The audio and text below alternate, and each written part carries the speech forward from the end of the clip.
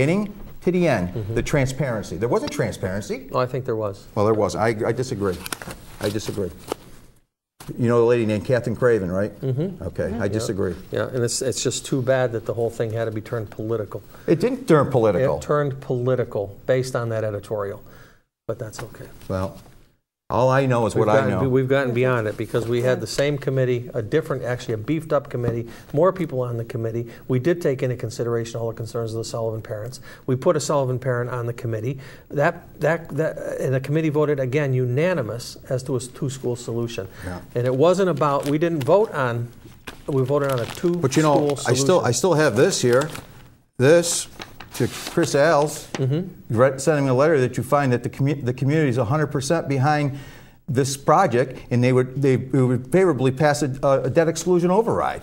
I think that's your opinion. It is. But you didn't go to the people about it, did you? No, because of course not. The process comes up after we vote the bond.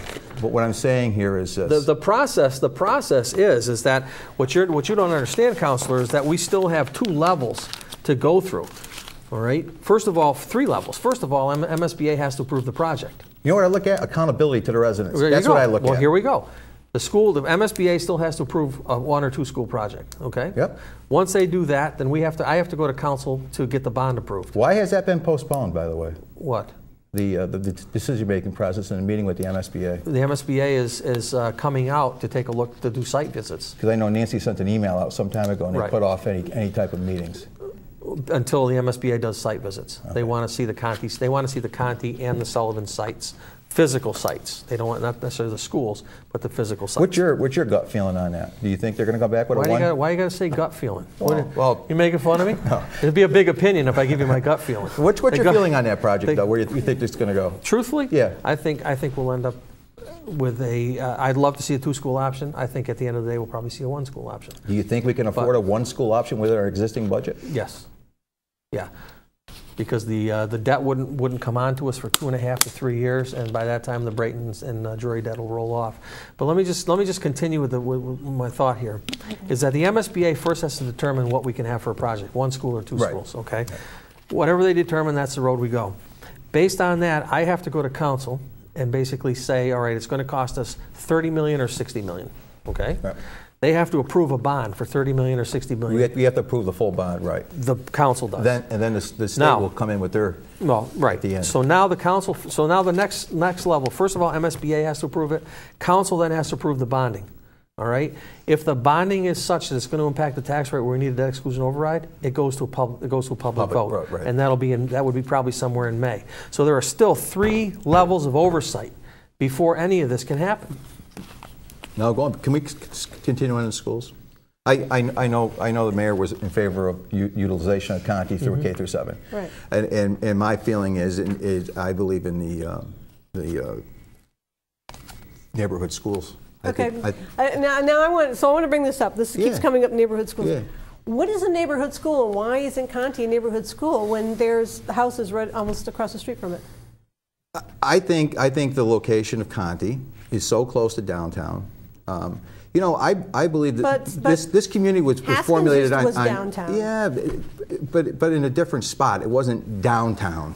It wasn't downtown on Main Street. It's so railroad close. Right next to it. But what I'm saying is this: he believes in what he believes in. Yeah. I believe what I believe in. I believe this community was founded on neighborhoods, strong neighborhoods. I think any good downtown you build from the neighborhoods in. You build your strength in neighborhoods in. I believe in neighborhood schools. I think they work. So even though the architects are saying that it would be extremely expensive and problematic to rebuild Sullivan or to fix Sullivan, do you think you should still go in that direction? I think we need to look at it. And don't forget, architects are in business to make money. So you think there will be architects who will say that doesn't have to be? Well, I'm not saying that, but I'm saying they're in the business to make money. They're going to steer you wherever they can make the most money. Let's face it. But they were actually steering us towards the cheaper one. I mean, I was at that meeting and they were saying, we think this is too expensive, so. My belief is this. Yeah. Neighborhood schools are the foundation of a city, of a city like ours. A strong neighborhood schools, I believe in them. That's it, you know. All you four of wanna my kids, comment? all four of my kids went to Sullivan, so I have a Right. spot in my heart for Yeah. Sullivan. Sullivan's a great little school, and it's in a great little neighborhood. Yeah. I think the thing is that my kids grew up almost halfway on just the middle part of East Main Street, or East Quincy Street, I should say.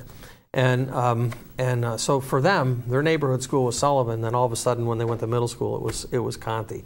There was really no difference. But I would really challenge you to say. I mean, I have to say that if I lived on Church or Yeah. Pleasant or Washington or Lower East Main, Lower East Quincy, Willow Dell, Minor Street, any of these places, I would suggest that my neighborhood is there.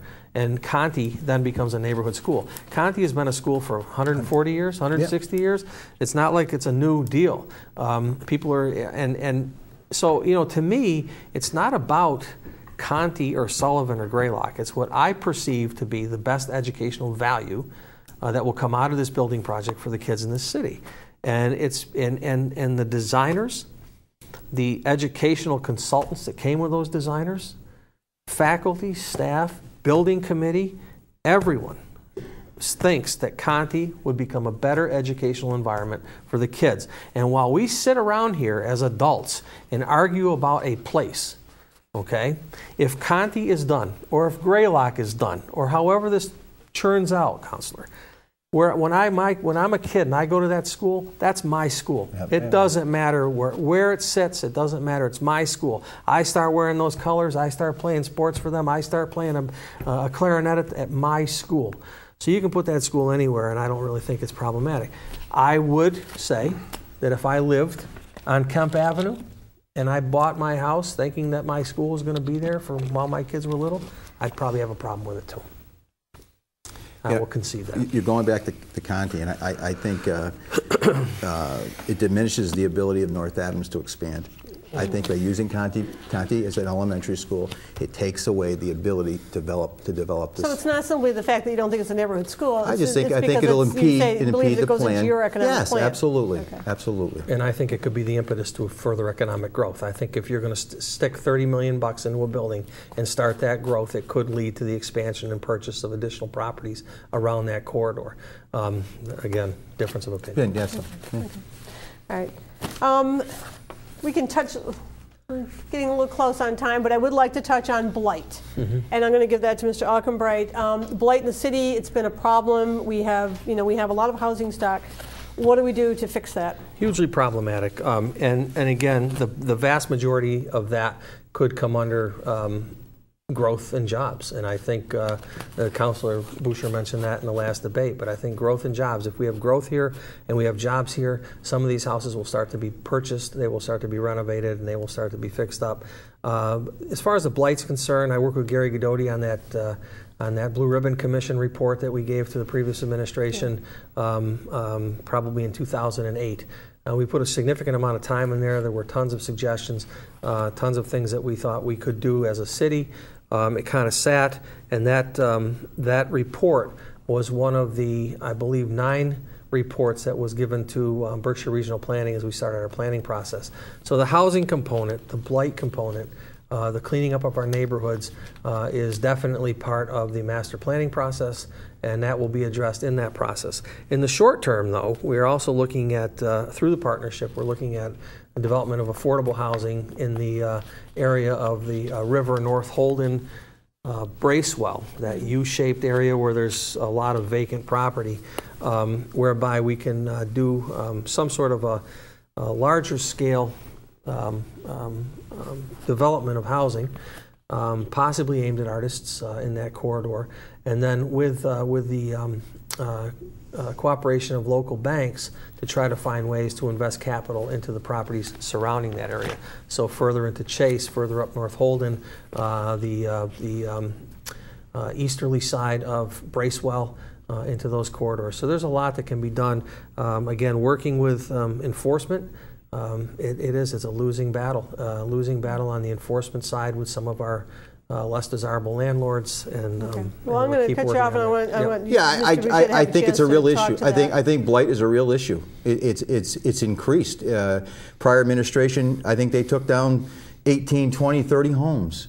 I think under your administration, maybe one has been taken down? No, we took down 4 last year, and we've got 3 scheduled this year. Okay, so that'll be but you know, the 7. most But they important never- thing is the yeah. entryway on Route 2 coming in. Uh-huh. I think that it's terrible. If somebody's coming into the city for the first time, you got those 2 apartment complexes all boarded up. It looks like crap. Mm-hmm. And then we got the Ariel Certain building that either they're going to take it down or they're going to fix it. It's a deterrent, I'll tell you that right now. And another thing I just want to touch on, because I know we're getting low on time, is our Neighborhood Crime Watch. What happened to that program? It's gone. It's gone. It has fallen by it the has wayside, fallen. but- It was a priority of yours when you came into office. It was, But and it I ran think- well for a while. But what we I did think was the residents need to feel safe. we replaced that with 4 on-beat officers, and 4 additional officers utilizing the Verizon 911 grant, along with putting cops back on bikes in those at-risk Let me just say neighborhoods. one thing. I've lived in my location over on Barbara Street for 20-something years. I had my car broken into. So, you know, it gives me an uneasy feeling. You know, I think it's important. The residents want to feel safe, and I think there's a real lack there. So. I think sometimes when you come to a crime watch, that's got to be grassroots. So the Oh, people aren't absolutely, doing it. absolutely. Since when Ashley then Benson how do you left, I get think it them sort of went to the involved? wayside. No, it was still moving along. We had Officer Homestead involved in that, and we had a pretty good thing going on for a while. But it did fall by the wayside. Yeah. But we did include more officers. We did put cops on bikes this summer. We are infused more into the neighborhoods, and we have great response time. Okay. I'm going to give you a minute to, and I'm going to let you, Mr. Boucher, go first. You got a minute closing statement. Minute? You got a minute. That's it. So we're running out of time here. So Okay, quick. as we enter the final weeks of the campaign, I would like to thank many people who welcomed me into their homes as I walked the neighborhoods of the city. I have learned so much from you, and I have listened to what you've been saying. Whether you live on the West End or Northern Lights Ave, the message has been the same. You want a mayor who will speak up for you and not special interest groups. You want a mayor who will understand that you can no longer afford taxes going up 15% in 2 years along with a new sewer fee. You want a mayor who understands you cannot afford tax overrides or debt exclusions. You want a mayor who understands that we can have progressive government and also be an affordable community. Just a few years ago, North Adams was viewed as the model of how communities can be use the arts as an economic development stimulus. Leaders from all over the country were coming to North Adams to learn about North Adams' success story. North Adams was recognized for its innovation as Massimo could continue to be known throughout the art world and soon became a destination. A few years ago, Yankee Magazine called North Adams one of the 5 hidden jewels in New England. In the past 20 months, North Adams under the present administration has lost its momentum. We are no longer the cultural center of the Berkshires as we've been replaced by Pittsfield. A short time ago, North Adams was one of the top 5 cultural cities in Massachusetts. I'm sorry. I'm going to have to cut you off to give him you only got a minute. Go for it. Okay, let me make Sorry. one thing very clear. This city and the people who live here are my single priority, and I'll continue to commit my time and talent to work towards growth and development. I'm committed to job creation through growth in all sectors, and I will continue to work with Berkshire Regional Planning on an overall master plan. We need to continue this process to establish an overall effort led by me but driven by the voices of the community, as together we set a direction. I'll continue to partner with our Northern Berkshire neighbors to look at ways we can work collaboratively for the good of the greater region, work with MCLA to drive that relationship, recognizing the college as a driving and substantial economic force, and I will not let political pressure, these types of things, compromise my position on the new school building solution. I'll continue to provide fiscal integrity, community stewardship. My record with respect to the budget has received accolades from our auditors and the Mass Department of Revenue. I will continue to make tough decisions. I will not allow my own political collateral to get in the way of those decisions. I believe my actions over the past 2 years bear that out. And finally, I'll continue to be accessible, transparent, hold true to my values that have been instilled in me through my faith, my family, and my friendships. And I appreciate your vote on the 8th. Just made it in. Thank you. Okay, I want to thank everybody for being here. We've been here with Ron Boucher and Richard Alkenbright, who are running for North Adams mayor. They will be going to the ballot box on November 8th, Tuesday, November 8th, from 9 to 7, I believe it is, polling. 9 to 7. 9 to 7. This debate will be aired again on Channel 17 tomorrow at 9 a.m. and 5 p.m. and again on Thursday at 8 a.m. and 6 p.m. And look for it further over the weekend. I want to thank Northern Berkshire Community Television for allowing us to host this debate. It's been very good. I'm Tammy Daniels from iBerkshires.com, and I want to thank everybody for being here. And don't forget to vote on Tuesday.